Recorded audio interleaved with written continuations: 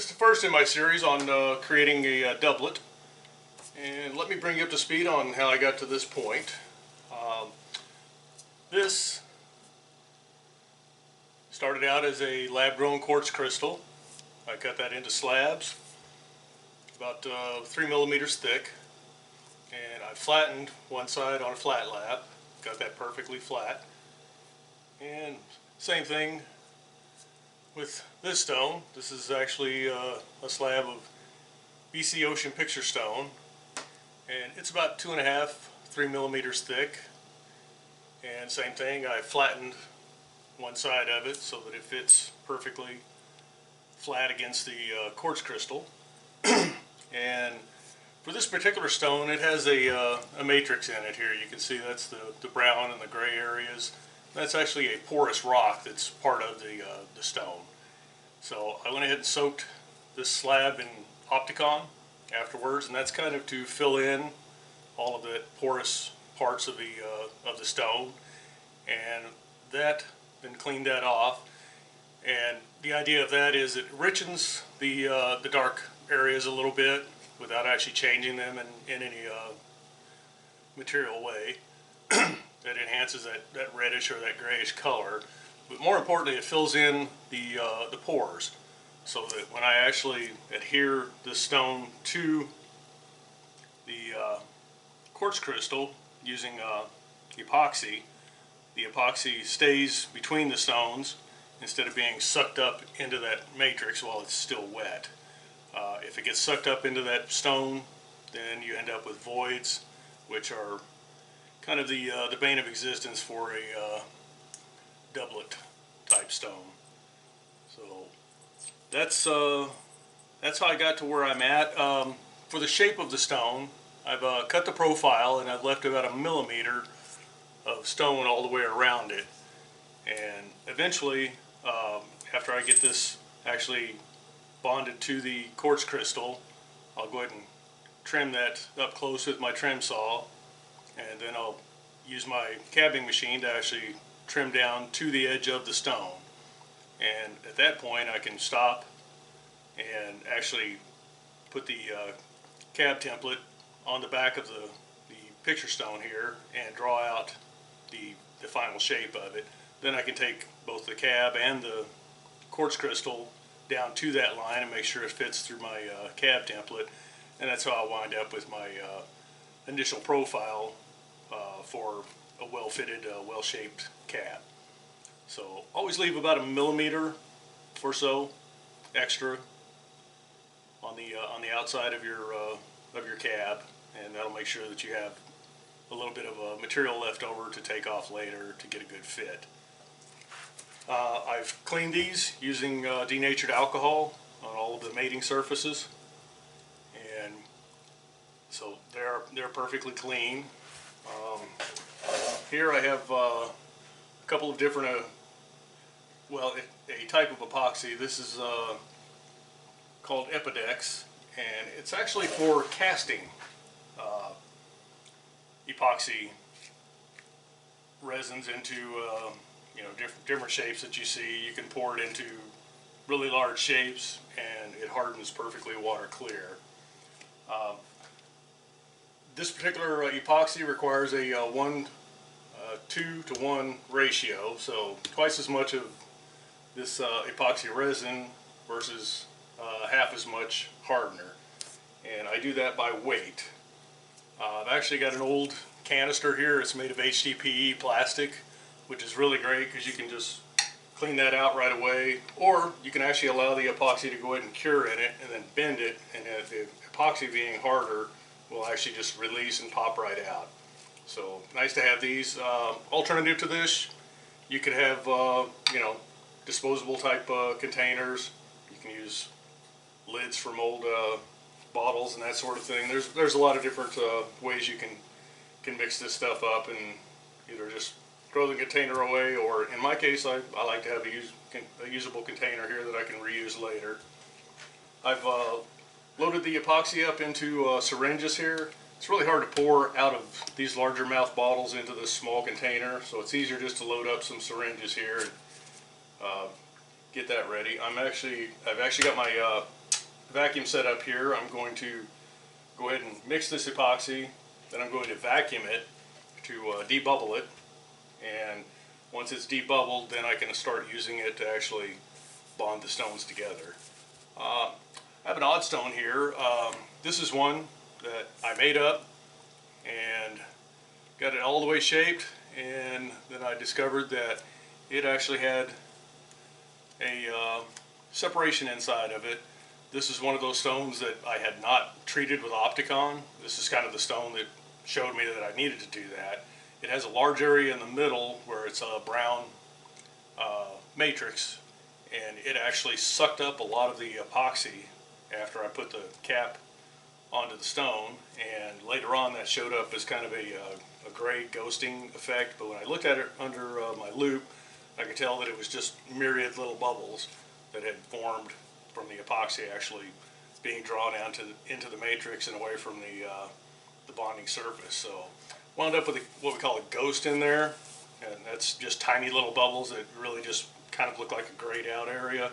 So not ideal. So I soaked this in acetone for a couple of weeks, and eventually I got the quartz cap dislodged from the stone itself, and I cleaned it all up and got it ready to go again. So I'll be rebonding that stone using this epoxy as part of this this process. So let's move on. I'll let you follow along.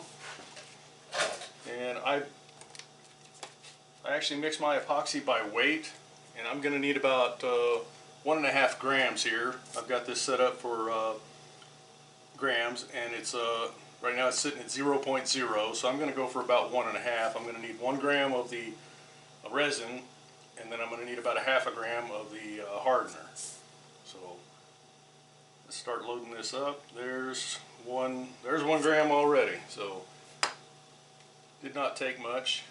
And actually that does not look like a lot of epoxy, so I'm going to go ahead and take that up to 2. I have a lot of stones that I want to adhere here, and I've got a 6-hour working time on this particular epoxy, so you get quite a bit of working time out of this this epoxy. It's really thin, which offers its own challenges, but I used to use epoxy 330, and I only got about a 7-minute pot life out of that stuff, so it was not ideal. It would set up too fast to actually be able to get much done in that time. So I've been searching around. I've tried a couple of different epoxies, and this is the second epoxy I've tried. I tried another one, and it was kind of an amber color, which was not ideal. So alright, I'm at 2.2 grams. I need to double that, so I'm going to add 1.1 grams here, and that will be our final amount. We're coming up on it here. I need to get to 3.3. 3.1. Oh, and still a little short at 3.2. There we go. Now we're at 3.3. I'm going to go one more drop just to get us well into the 3.3 range. And I had a little drop spill out here. I'm wearing nitrile gloves. You do not want to let uncured epoxy come into contact with your skin. So always a good idea to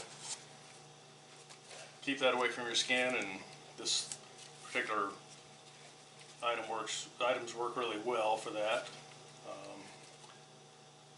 A little bit spill here, and it's actually sticking to my scales, so I'm going to lightly brush that off and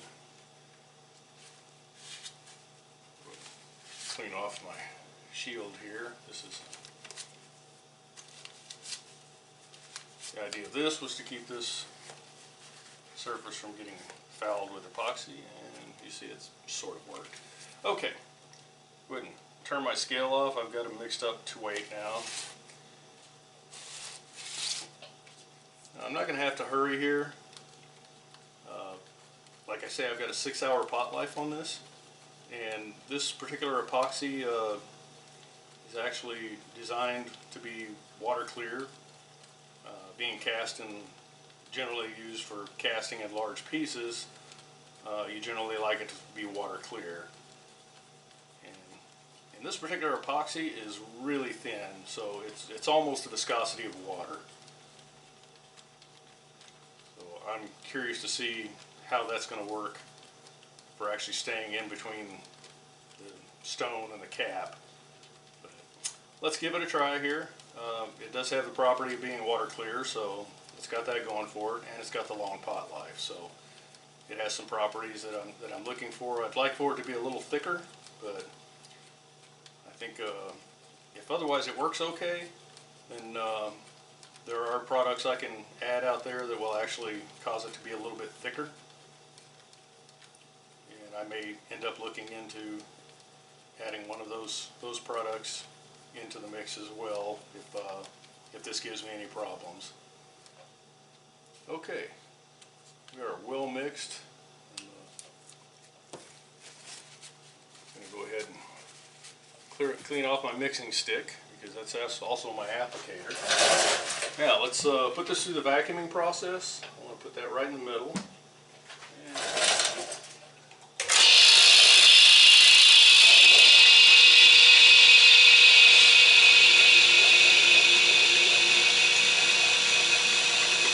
And as the vacuum comes up, I should start to see some smaller bubbles in there actually become larger. They'll rise to the surface and pop.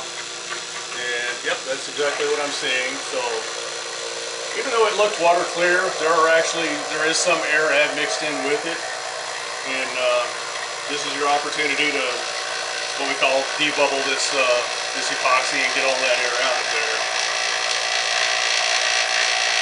I will say this is actually working a little better than some of the other epoxies. The thick epoxies tend to hold the air and it kind of foams up and the bubbles pop very slowly.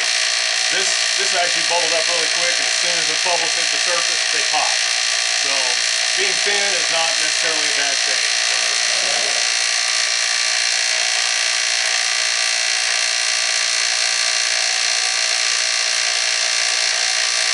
And I'm still seeing just a few bubbles come up, so I'll let that stay in the vacuum for a minute.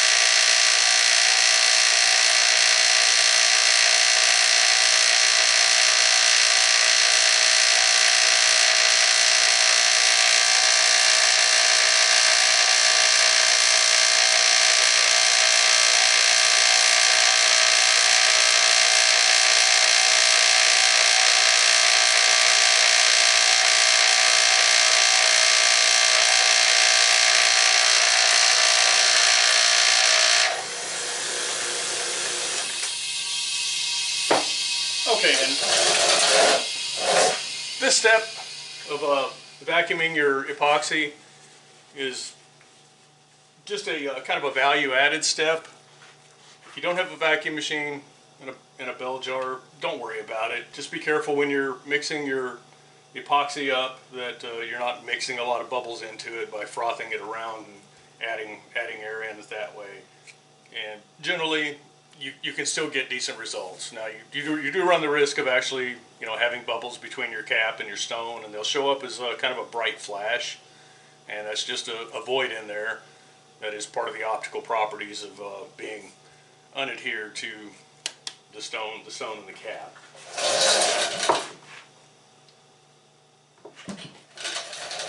Okay, let's start with this stone. Pull some up on my adapter or my applicator here, spread that around.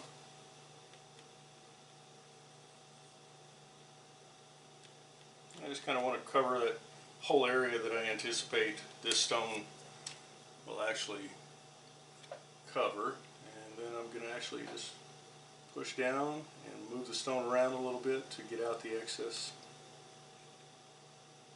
epoxy. Okay, that part's done. Alright, let's move over here. I've actually got two stones that I'm going to adhere on this one cap.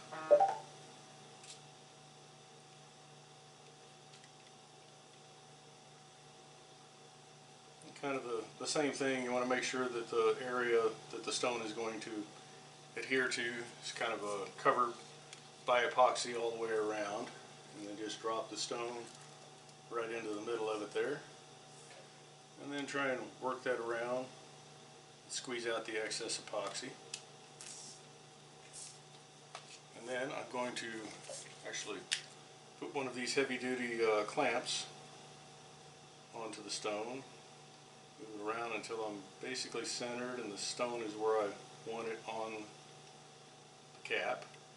And I'm just making sure I've got a border of stone all the way around. So that's looking pretty good. This one I'm going to recenter that stone a little bit, and I've got to remember that I've got to run a trim saw down through the middle of these, so I'm going to cheat this stone over just a little bit to this edge and leave myself plenty of a gap between the stones. And looking at it, I can see that, yeah, I'm about a ½ millimeter from the edge there. I've got plenty of border or clear area in between here to actually run the trim saw through. So I'm going to call that stone good. Set that down on a piece of plastic, that way the excess epoxy can run off, and this plastic sheeting is basically like an HDPE or a UHDPE, and it does not like epoxy to stick to it. So that's one of the nice things about that. You can find that in several different places. There's different kinds of plastic out there. A lot of plastic will not allow epoxy to actually adhere to it, so that's a good thing. Let's pour this down. Just kind of dribble it on where I want it. And seeing that there are a few bubbles that are mixing in as I'm actually doing this. But the idea is that you squeeze this, you've made this two surfaces that are mating so flat that really there's no room for air or even a very small amount of glue to actually stay in that interface between the stone and the cap. So let's turn this on its side, and there we go. That one's in good shape. Let's move on to the next one. See, I had a stray hair floating around there.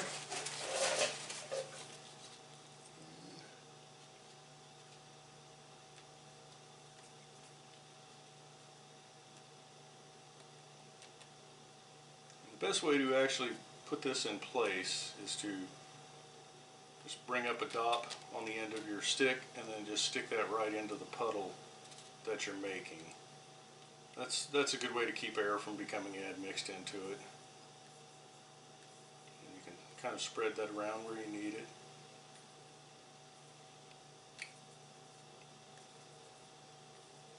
Like so. Get a little more down there.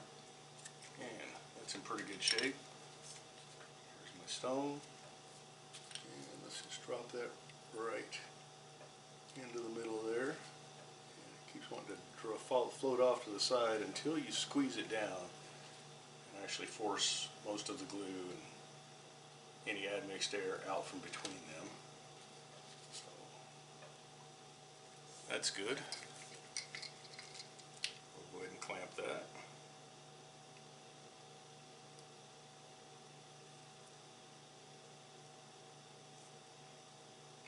And come over just a little bit. You can reposition this. There. Liking the looks of that one. Let's take this oddball and go ahead and see if we can get that ready to glue together here.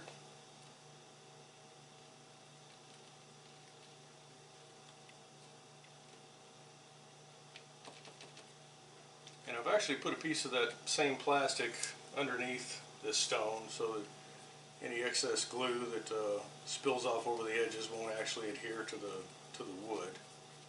So you kind of got to plan ahead a little bit on this stuff. If it does actually bond to the wood, it can be a real bear to get off and can increase the chances you might actually break the stone when you're trying to get it unstuck from the wood.